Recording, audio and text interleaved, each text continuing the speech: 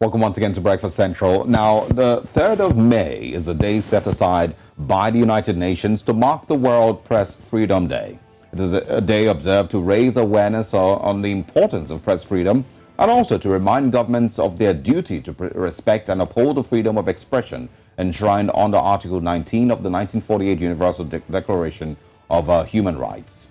Well, on this day, we also pay respect to journalists who have lost their lives while exercising their duties. As one thing that day is meant to commemorate, which is today. It also marks the anniversary of every journalist. Well, a statement of principles put together by newspaper journalists sometime during 1991 and the likes. Well, let's also tell you that the World Press Freedom Day is a very important day in the lives of journalists, as it's a day that journalists are indeed highly respected, and they also come to the fore to be very recognized. Our journalist now is Ikechukwu Amechi. He's a former editor, Daily Independent newspaper, and publisher, The Niche newspaper. Thank you so much for joining us. Thank you for joining us. Good morning. My Good pleasure. morning. Good morning. Good morning. First of all, I would like to say celebrating World Press Freedom Day. Yes, celebrating World Press Freedom Day happens to be today. What is one thing that you personally as a journalist and also as a chief editor would like to single out in celebrating today?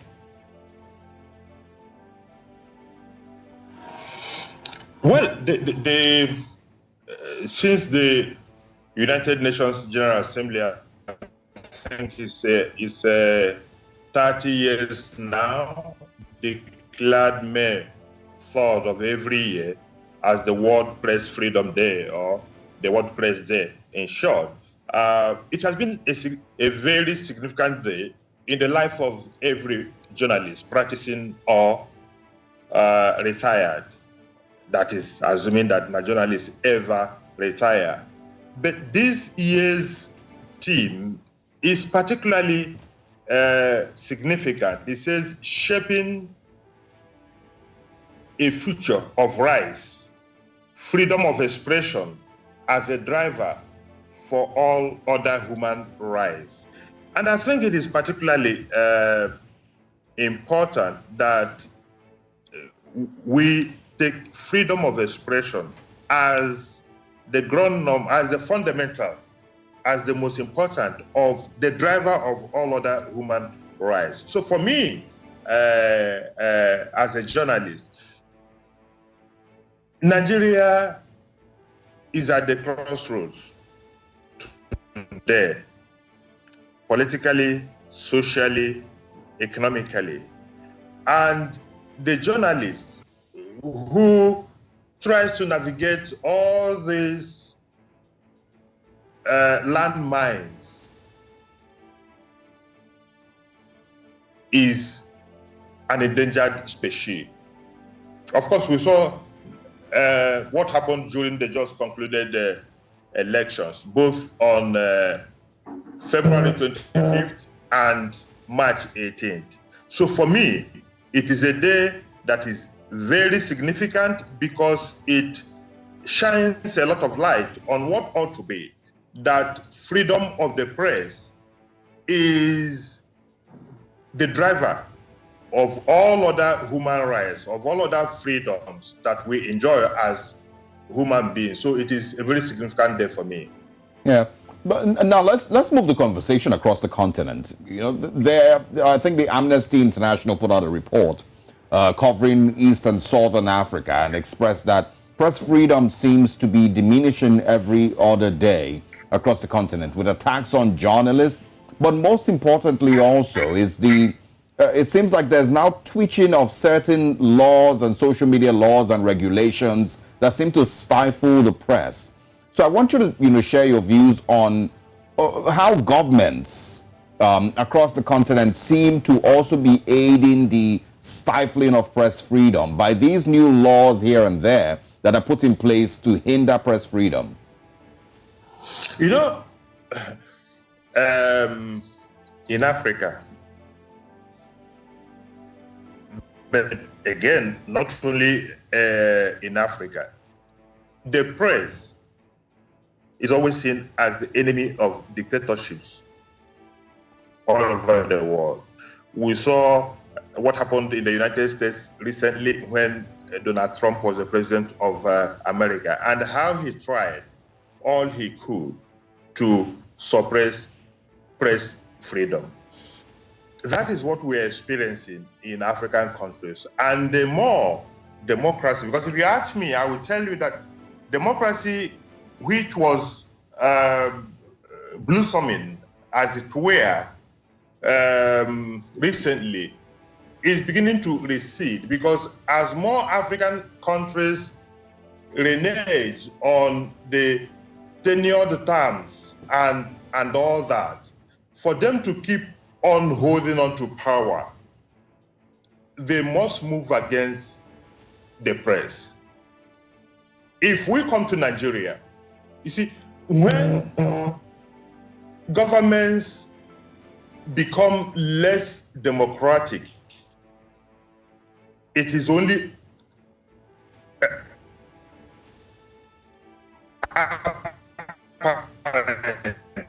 that they are going to well, we seem to be having a struggle with the connection with Mr. Amaechi there. breathe down on the media, on the press, and it's me whatsoever is actually receding as countries deviate from democratic paths and travel more on the path of dictatorship. The election we held, particularly the governorship and state houses of assembly elections that were held on March 18th, you saw what happened all over the place. Journalists being attacked for not committing any crime, but for doing their job. We saw people who deliberately broke the cameras, snatched equipment of particularly the broadcast media. So it is a very worrisome development. And like the team, as I said earlier, like the team of this year's Press Freedom Day says, press freedom is the driver of all other human rights.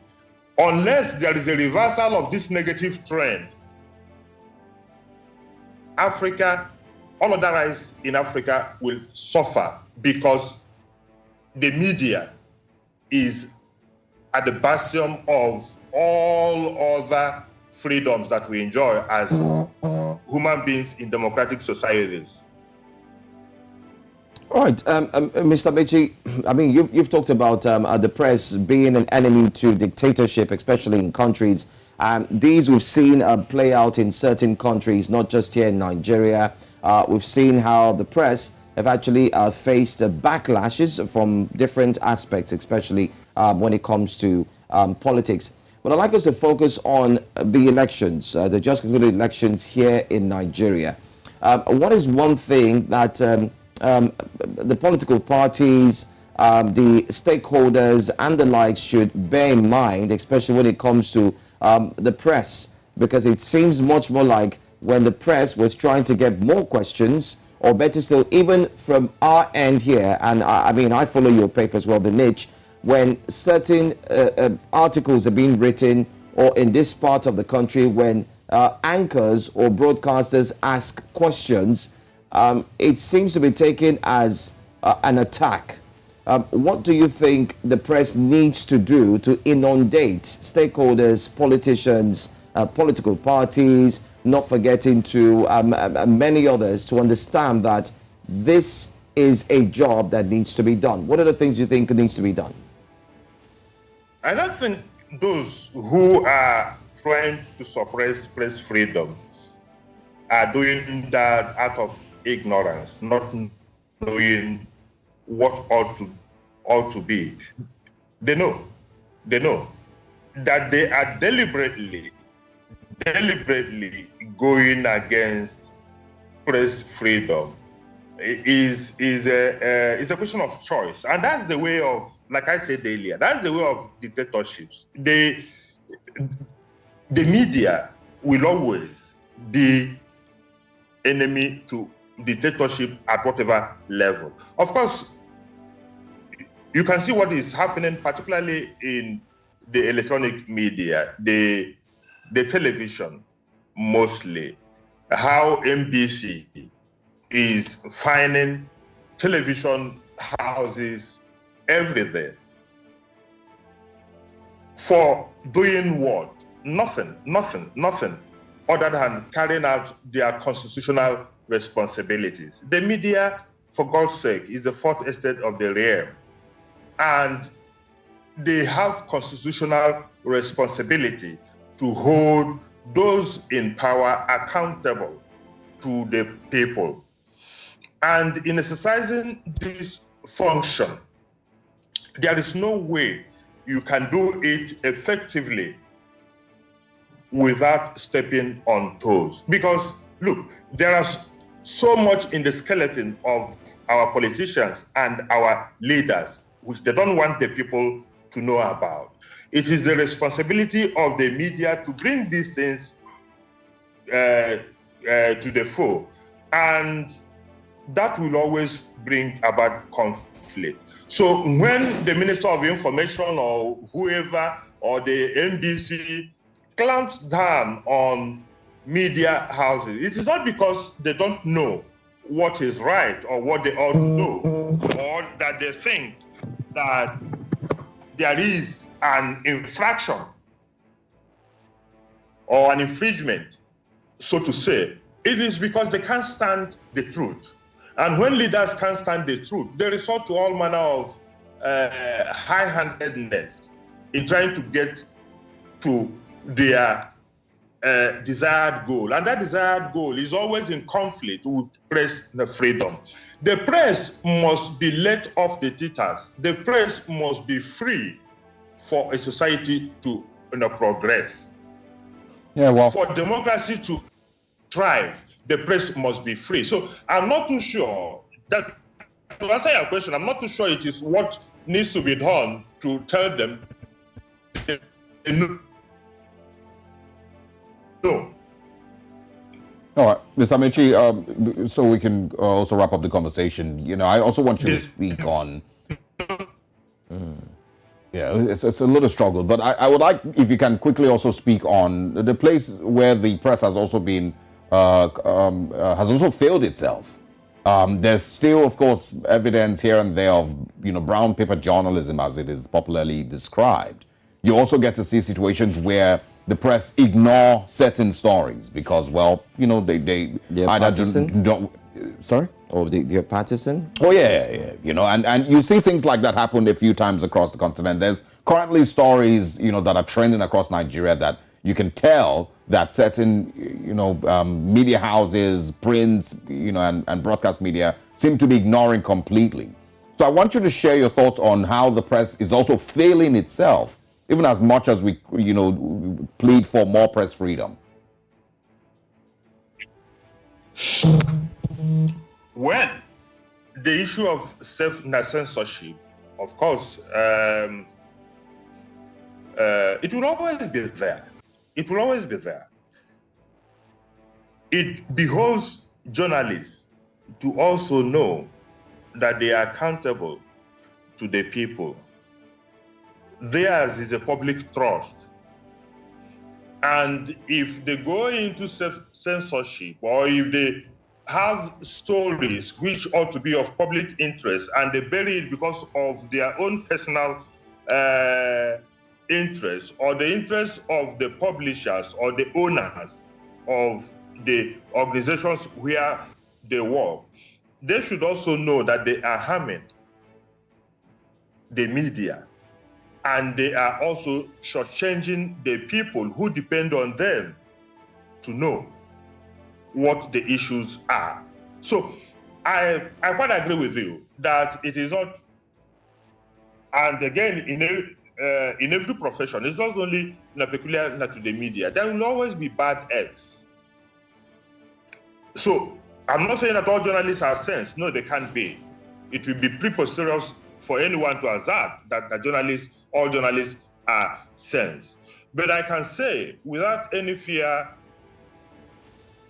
of contradiction that majority of journalists in Nigeria have performed their roles creditably, and that we are enjoying whatever it is. Yeah. There are some people who don't even believe that Nigeria is in a democracy. But whatever it is, even the civil rule we have today was essentially brought about by the role played by the media. Absolutely. All right. Self-censorship is a crime. In fact, it's a self-indicting exercise which should be stopped. All right. Mr. Amaechi, it's been a very interesting conversation. Thank you very much for joining us. Of course, you know, we will continue to do or play our part to, of course, increase press freedom across the continent and let people across the continent understand the value of a free press. Thank you very much for your time this morning. My pleasure.